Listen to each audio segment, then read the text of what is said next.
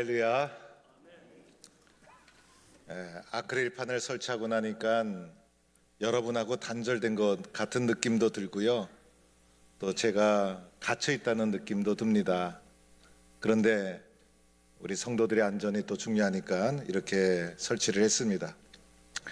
오늘 입교하고 세례 받으신 분 축하합니다. 얼마나 좋을까, 얼마나 기쁠까. 저도 세례 받았을 때에 마음이 여러분에게 세례 드릴 때마다 기억이 나요. 평생 동안 예수 잘 믿고 은혜의 삶을 살아가는 복된 우리 성도들이 될 수 있기를 바랍니다. 지난주에 성경 통독 4주간의 행사를 다 마쳤어요. 어떨 때는 석주간 진행했고 어떨 때는 넉주간 진행하면서 자그마치 4년에 걸쳐서 마태복음부터 말라기까지 우리 교회가 공적인 행사로 새벽 기도마다 성경을 읽기 시작하면서 성경이 방대한 책을 다 완전히 통독하게 되었어요. 얼마나 놀라운 일인지 몰라요. 지금 제 말씀을 듣고 있는 성도들은 놀라운 표정이 아닌데 가만히 생각해 보면 굉장히 놀라운 일이에요. 그래서 평생 예수 믿으면서도 성경 말씀 다 읽기가 쉽지 않을 터인데 우리는 주님께서 주님 앞에 가면 내가 말씀을 너에게 주었는데 그거 제대로 보았느냐? 그러면 주님 포항동북교에서 새벽마다 통독을 했는데 그때 김영걸 목사 인도로 완독을 했습니다. 이렇게 말할 수 있게 되었어요. 지난 4주 동안 진행하면서 저는 얼마나 기뻤는지 모릅니다. 저는 개인적으로도 중요한 일정이 몇 가지 있어가지고 야 이건 내가 빠지게 되면 어떡하나 걱정했는데 이상하게도 그런 일정들이 다 취소되고 연기되면서 넉 주 동안 완주가 될 수 있었어요. 마지막 끝날 때 얼마나 기뻤는지. 오늘 세상을 바라보면 힘든 일 그리고 속상한 일 염려되는 일이 많이 생기지만은 예수님과 함께 동행했던 4주간의 기간을 돌이켜보면 그 어느 때보다도 어렵고 힘든 세상 속에서 살아가고 있었지만은 도리어 기쁨이 넘치고 행복하고 또 능력이 솟아나고 하나님이 도와주신다는 희망과 소망이 솟아나고 얼마나 행복했는지 모릅니다. 오늘 우리는 대림절 세 번째 주간을 맞이했는데 우리 성도들 마음속에도 이런 기대감과 또 말씀을 붙잡고 살아가는 은혜의 삶이 충만히 넘치기를 바랍니다. 저는 대림절 기간을 통해서 마태복음 25장에 나오는 마지막 때 주님 오시는 때를 기다리는 성도들의 자세에 대한 비유의 세 가지 말씀이 나오는데 이 비유의 말씀은 우리가 잘 알고 있는 비유의 말씀이에요. 그러나 이 비유를 25장 전체를 한 주 한 주 일관성 있게 말씀을 드리면서 다시 오시는 주님의 기다리는 신앙의 자세를 다시 한번 가다듬고자 합니다. 먼저 지난번에는 열처녀 비유를 통해서 주님 오실 그날 기다리는 이 자세에 대해서 말씀을 드렸어요. 열처녀 비유를 잘 보면 미련한 처녀와 슬기로운 처녀가 대조가 되고 있어요. 예수님의 비유의 말씀을 보면 극단적으로 선명하게 대조를 시킴으로 말미암아 우리가 특별히 권면하지 않아도 읽는 사람들이 슬기로운 처녀가 되어야 되겠다 마음을 결단할 수 있도록 만들어주고 있는 겁니다. 그래서 이 말씀을 듣는 사람 중에 나는 미련한 자가 되어야지라고 말하는 사람은 아무도 없어요. 당연히 너무나 선명한 대조기 때문에 우리 모두는 슬기로운 자가 되어야지 결단하고 다짐을 하도록 만들어주고 있는 것입니다. 오늘 읽은 달란트 비유도 보면 악하고 게으른 종이 나오죠. 그 다음에 착하고 충성된 종이 나와요. 악하고 게으른 종과 착하고 충성된 그 사이에 적절하게 괜찮은 종이 나오면 괜찮은데 괜찮은 종이 나오질 않아요. 악하고 게으른 종과 그리고 착하고 충성된 종이 아주 선명하게 대조적으로 나옴으로 말미암아 우리 주님께서는 착하고 충성된 종을 다짐하고 결단해라 이것을 우리에게 촉구하고 있는 것입니다. 오늘 말씀을 보면 어떤 주인이 종들에게 이제 떠나갈 때 소유를 맡기면서 떠나게 됩니다. 여기서 나오는 주인은 바로 예수님이라고 할 수 있는 것이고 떠나갔다는 것은 예수님이 우리 곁을 떠나서 승천하셨다는 것을 말해주고 있는 것입니다. 여기서 말하는 주인으로부터 달란트를 받은 종들은 예수님의 제자들이라고 할 수 있는 것이고 오늘 우리에게 적용해 보면 이 자리에 모인 우리 모두가 주님으로부터 달란트를 받고 주님 오시기를 기다리는 주님의 종들이다 할 수가 있는 것이죠. 타국에 갈 때 주님께서는 5달란트, 2달란트, 1달란트씩 차등 분배를 해주게 됩니다. 이 차등 분배했다는 것이 조금은 마음에 거슬리기는 하지만은 주인이 주시는 건데, 주시는 주님의 주권이요 권한인데 이것을 우리는 순종하고 받아들여야 합니다. 주인이 1달란트를 주던 5달란트를 주던, 그리고 주인이 10달란트를 주던, 그것은 주님의 권한이라는 것입니다. 그렇다고 해서 주님이 마음대로 기분 내키는 대로 준 것이 아니죠. 주님이 살펴보고 재능대로, 재능에 맞게 어떤 사람에게는 5달란트, 어떤 사람에게는 2달란트, 어떤 사람에게는 1달란트를 주었다는 것입니다. 우리들은 주님으로부터 받았음에도 불구하고 받은 것을 만족하지 못하고 받은 것에 대해서 감사할 줄 모를 때가 있어요. 늘 부족하다 생각하고 늘 아쉽다고 생각할 때가 많습니다. 그런데 이런 생각과 이런 마음이 조금 늘어나서 나중에는 원망과 불평으로 발전하고 나면 우리의 삶에 문제가 생기기 시작하는 것이에요. 피조물된 우리들은 주인의 주권을 인정하고 주신 것에 감사하고 만족하고 여기에서부터 주인과 종의 관계가 설정이 되는 것이고 종으로서의 삶이 시작이 될 수 있다는 것입니다. 따라서 우리들은 하나님 나에게 주신 거 감사합니다. 양을 보지 말고 주님 앞에 감사하는 마음으로 주님 이것을 가지고 살 수 있도록 도와주시니 감사합니다. 나 자신을 사랑하고 만족하며 주신 분은 하나님이시오, 거두어 가시는 분도 하나님이시오, 하나님의 절대적인 주권을 존중하고 나는 피조물됨을 인정하면서 종과 주인으로서의 관계 속에 믿음의 삶을 살아가게 된다는 것입니다. 이제 세월이 흘러서 오랜 후가 지난 후에 주인이 다시 돌아오게 됩니다.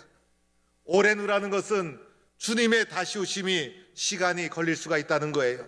시간이 걸리는 그 사이에 우리가 어떻게 살아가야 되는가를 말해주고 있는 것이죠. 주인이 돌아와 언젠가는 주인이 꼭 돌아온다는 것입니다.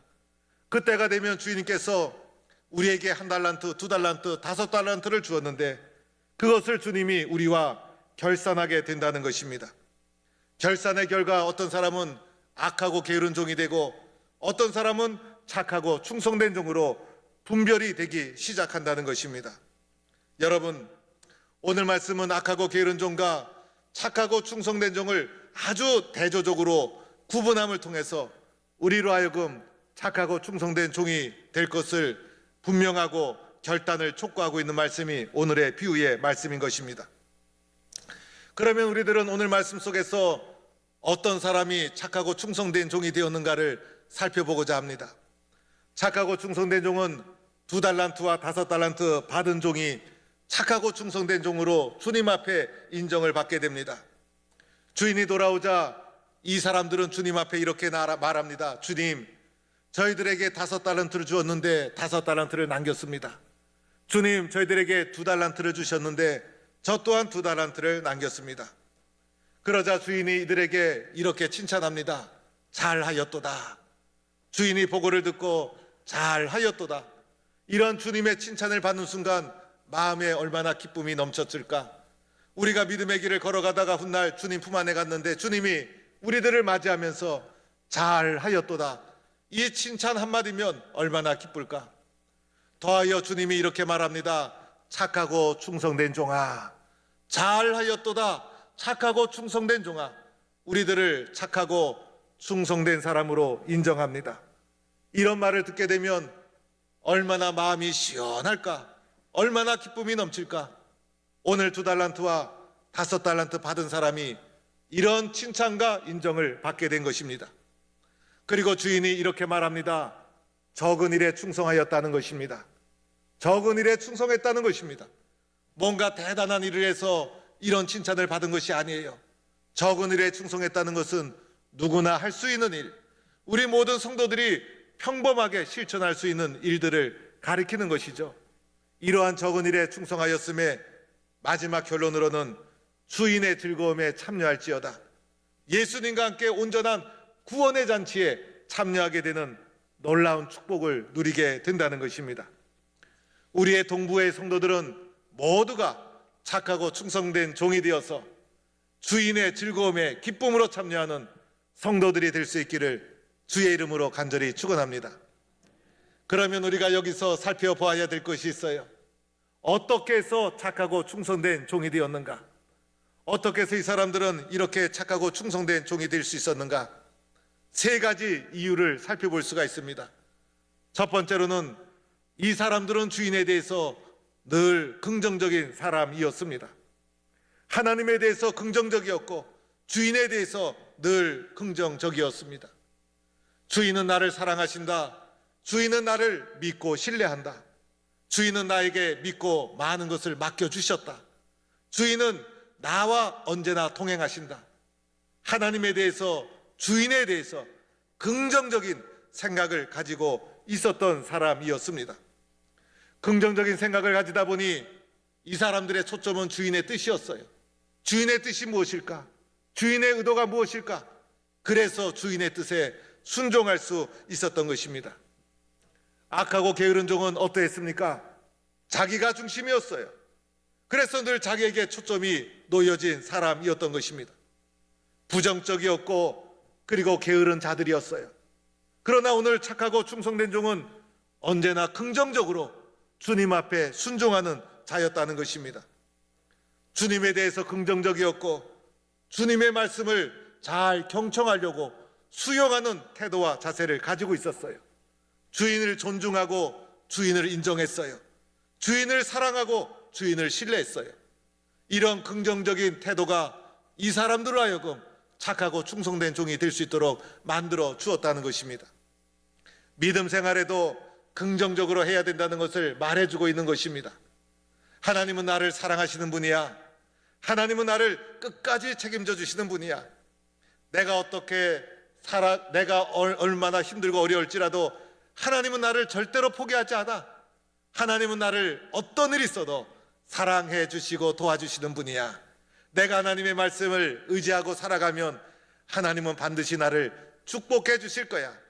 하나님에 대한 긍정의 믿음, 긍정적인 믿음, 이러한 믿음이 이 사람들로 하여금 착하고 충성된 종으로 만들어 주었다는 것입니다. 두 번째 특징이 있었습니다. 그것은 부지런한 사람이었다는 것입니다. 한 달란트 받은 악한 사람은 이렇게 주님으로부터 책망을 받았죠. 악하고 게으른 자야. 그 사람들의 특징은 게으른 것이었어요. 그러나 착하고 충성된 자의 특징은 부지런했어요. 게으른 사람은 받은 달란트를 땅에 묻어두었지만은 이 사람은 묻어두을 수가 없었어요.